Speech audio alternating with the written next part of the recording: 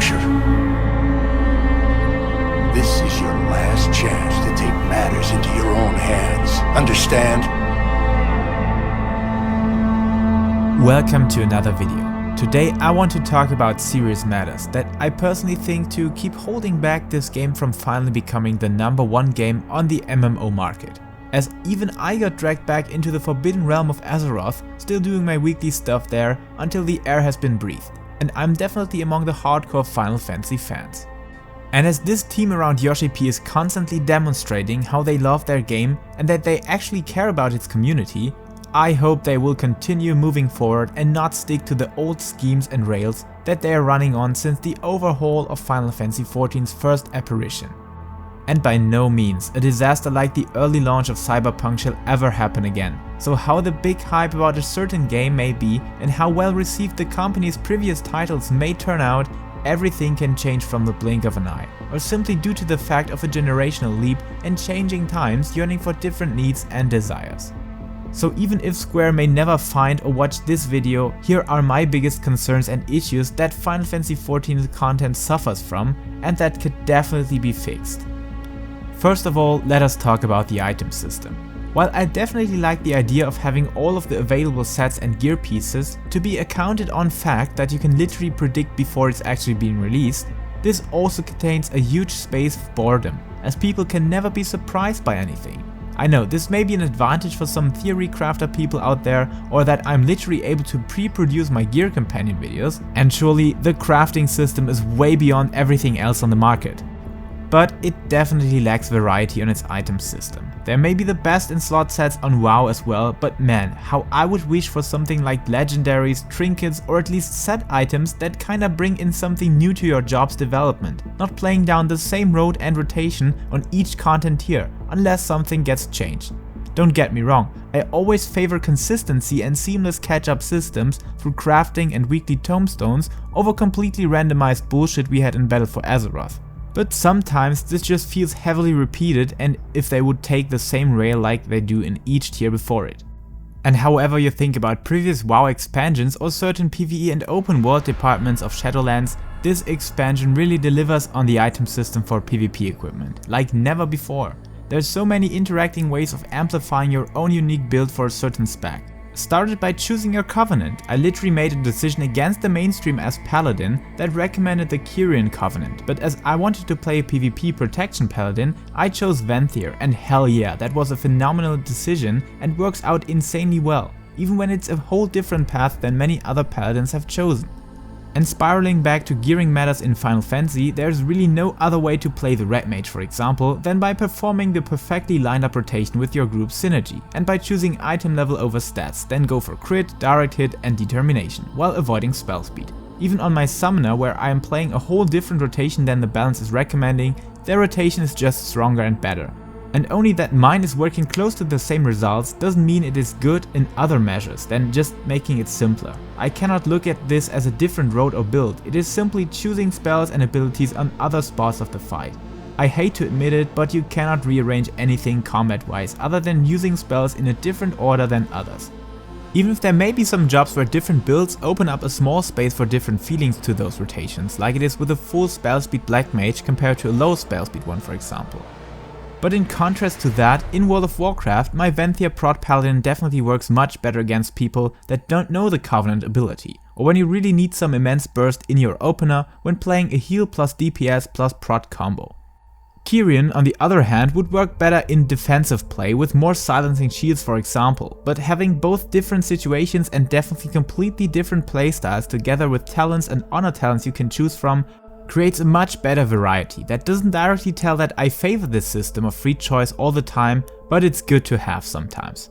Yes, Final Fantasy has never been like that. Wait, it actually has.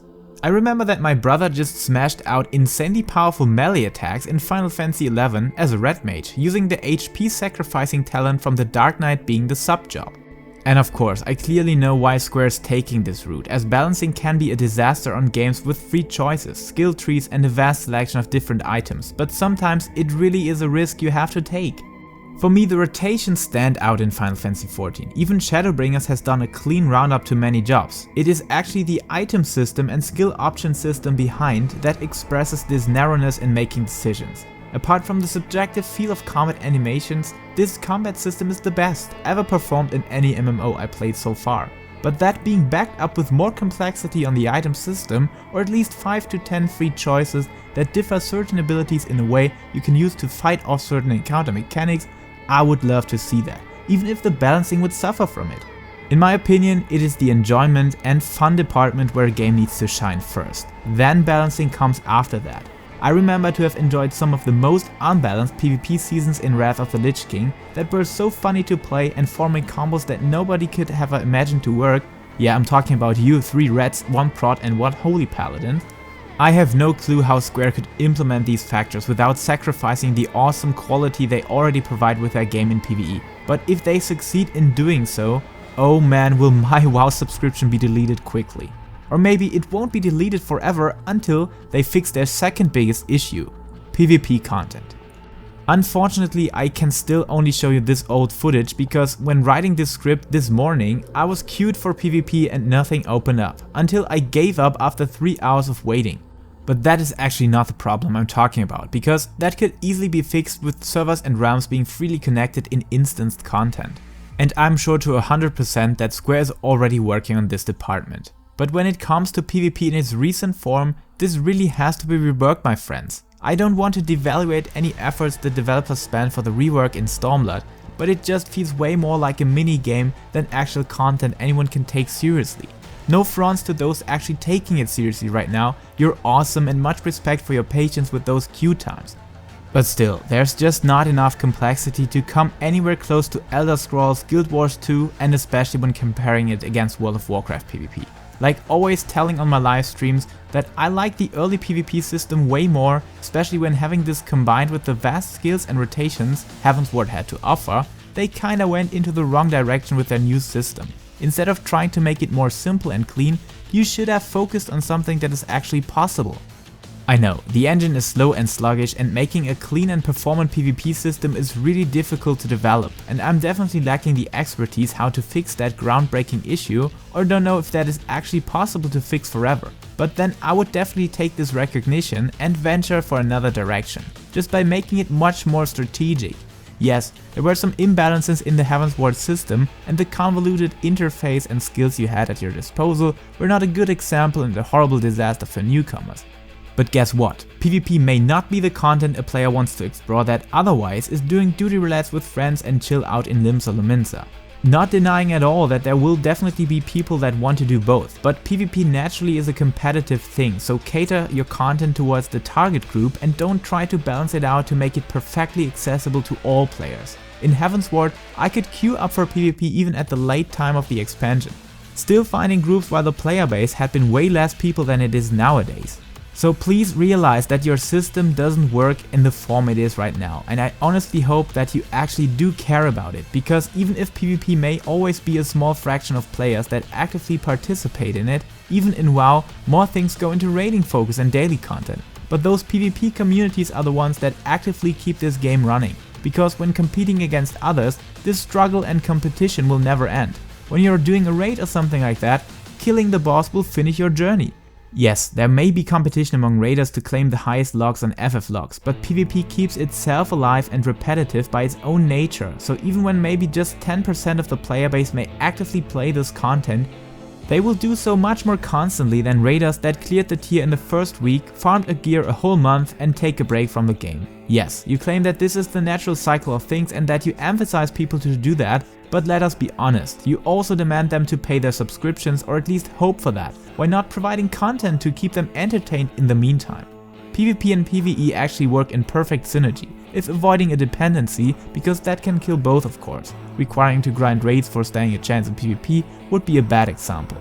But when there are downtimes to raids or people have cleared recent content, most of them start looking for different content to participate in.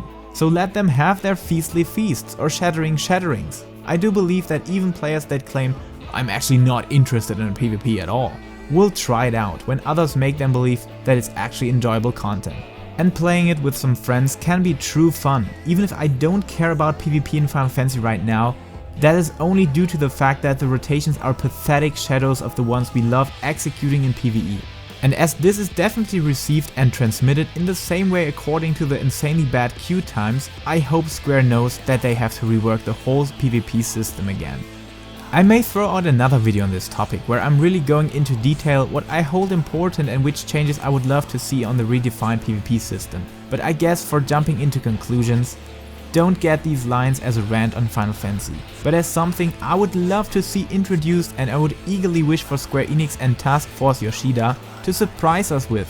For example, adding more new item system mechanics or system changes to the rotations and jobs in the upcoming expansion. As I would kill for this top tier storytelling, character development and immersion of the own character, backed up with fresh and new item systems or tweaks to the actual existing one. And after beating up Xenor's enormous rump, I can confidently beat up other Dark Knights or Summoners with different skill builds than they are taking into battle, enjoying some competition soaked in pure PvP epicness. So Square, if history must be unwritten, let be unwritten. Become what you must. Become the WoW of darkness.